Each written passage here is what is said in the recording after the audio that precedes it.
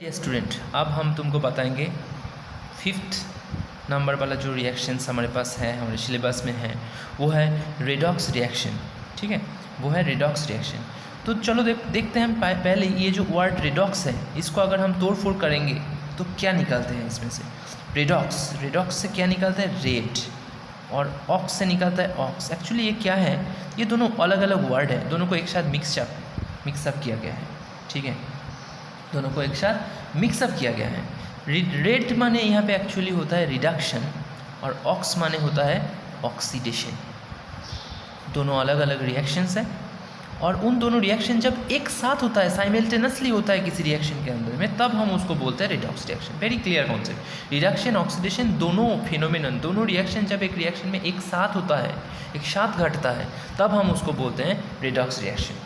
ठीक है, तो ऑक्सीडेशन, रिडक्शन, दोनों, इन दोनों को हम कैसे समझेंगे? रिडक्शन को हम कैसे समझेंगे? रिडक्शन किसको कहेंगे? जब किसी रिएक्शन में एडिशन ऑफ हाइड्रोजन का एडिशन होगा, माने जुड़ जाएगा, या तो क्या होगा? Removal of oxygen. इन दोनों में से कोई एक चीज़ होना चाहिए, या तो हाइड्रोजन जुड़ जाएगा उस रिएक्शन में, या तो ऑक्सीजन रिलीज होगा उस रिएक्शन में। तो उसको हम क्या कहेंगे? इन दोनों में से अगर कोई एक कंडीशन सेटिस्फाई हुआ, एक कंडीशन अगर सेटिस्फाई हुआ, तो हम उसको रिडक्शन कहेंगे। ऑक्सीडेशन, रिडक्शन एक दूसरे का अपोजिट है। ठीक है, एक दूसरे का अपोजिट है। तो आराम से हम क्या करेंगे, लिखेंगे ऑक्सीडेशन के लिए। ऑक्सीडेशन में क्या होगा? एडिशन ऑफ ऑक्सीजन, इसका उल्टा। और नंबर 2 क्या होगा? Removal of hydrogen. ये है दोनों का पहचानने का तरीका। ठीक है, पहचानने का तरीका। अब हम देखेंगे, एग्जाम्पल लेंगे, और एग्जाम्पल लेके तुम्हें बहुत अच्छे तरीके से समझाएंगे कि किस तरह से कौन रिड्यूस्ड होता है, कौन ऑक्सीडाइज्ड होता है। वेरी इंपॉर्टेंट थिंग्स, ये बच्चे बहुत गलत करता है। ठीक है, समझ में नहीं आता है। तुम अच्छे तरीके से मेरा पॉइंट और मेरा ये चीज़ समझते जाओ। ठीक है, देखो तुम्हें कॉन्सेप्ट क्लियर हो जाएगा।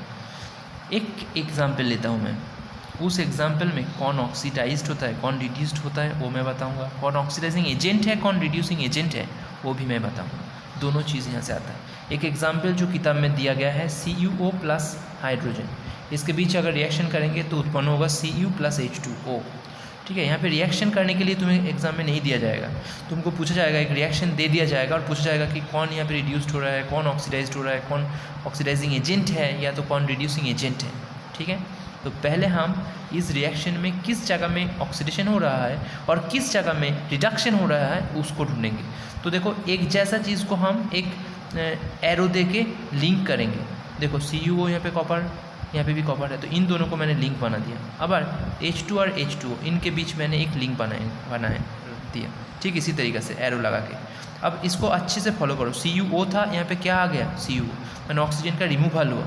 चलो, रिमूवल ऑफ ऑक्सीजन, जहाँ पे ऑक्सीजन का रिमूवल होता है, जहाँ पे ऑक्सीजन का रिमूवल होता है, उसको हम क्या कहते हैं?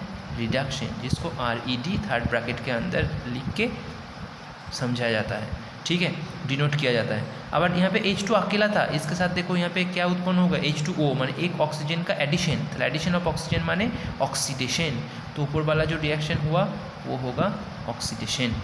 ठीक है, उसका वो हो गया तुम्हारा ऑक्सीडेशन। अब हम बताएंगे कि कौन रिड्यूस्ड हो रहा है, कौन ऑक्सीडाइज्ड हो रहा है। प्रोडक्ट को हम नहीं लेंगे, प्रोडक्ट को हम सोचेंगे नहीं, सिर्फ रिएक्टेंट से ही हमको ये पता चलेगा। ये बात याद रखना। रिएक्टेंट हमारे पास कौन है? CuO है और हाइड्रोजन H2 है। ठीक है, CuO, ठीक है, कॉपर ऑक्साइड, और हाइड्रोजन, इनमें कौन रिड्यूस्ड हो रहा है, कौन ऑक्सीडाइज्ड हो रहा है, मैं बताऊँगा। जहाँ यहाँ से देखो, CuO से Cu तक क्या हुआ? रिडक्शन हुआ है। इसका मतलब CuO इज़ रिड्यूस्ड, ये हम आराम से लिखेंगे।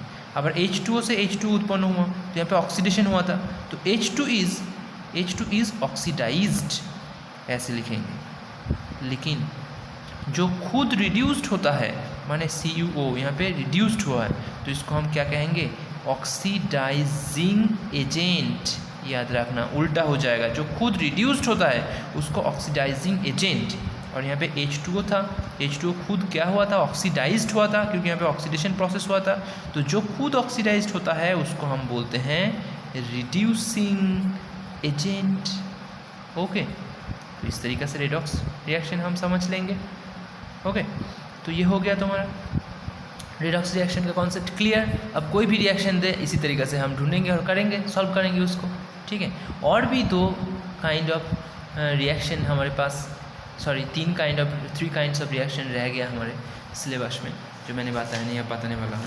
चलो बता देते हैं, उस ज़्यादा इम्पोर्टेंट नहीं है, फिर भी हमें उसका इन्फॉर्मेशन, उसके बारे में जानकारी तो होना चाहिए। नंबर 1, ठीक है, नंबर 1 जो है वो है एक्सोथर्मिक रिएक्शन, ठीक है, एक्सोथर्मिक रिएक्शन। याद रखोगे, एक्सोथर्मिक रिएक्शन में रिलीज ऑफ हीट रिलीज होता है, हीट निकालते हैं, हीट एनर्जी के रूप में निकालते हैं। तो डेफिनेशन में कैसे बोलेंगे, reaction in which heat is released with the formation of product, ठीक है। तो जो कॉम्बशन रिएक्शन होता है, कॉम्बशन रिएक्शन में ऑक्सीजन की उपस्थिति में जो रिएक्शन होता है, उस रिएक्शन में हीट रिलीज होता है। एक एग्जांपल लेते हैं, मान लो CH4 के साथ O2 का रिएक्शन कर रहे हैं। CH4 होता है मीथेन, O2 होता है ऑक्सीजन, ये होता है कॉम्बशन रिएक्शन। इसको एक्सोथर्मिक भी बोल सकते हैं क्योंकि यहाँ पे हीट रिलीज होता है।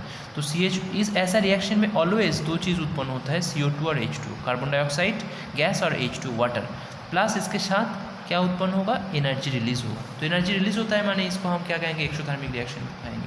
Number 2, photosynthesis. नंबर 2 जो रिएक्शंस हैं वो है तुम्हारा एक्सोथर्मिक रिएक्शन में, एक्सोथर्मिक रिएक्शन होगा not photosynthesis, I am sorry, it will be respiration, it will be the okay, I'm coming back very soon with this topic. Okay, thank you.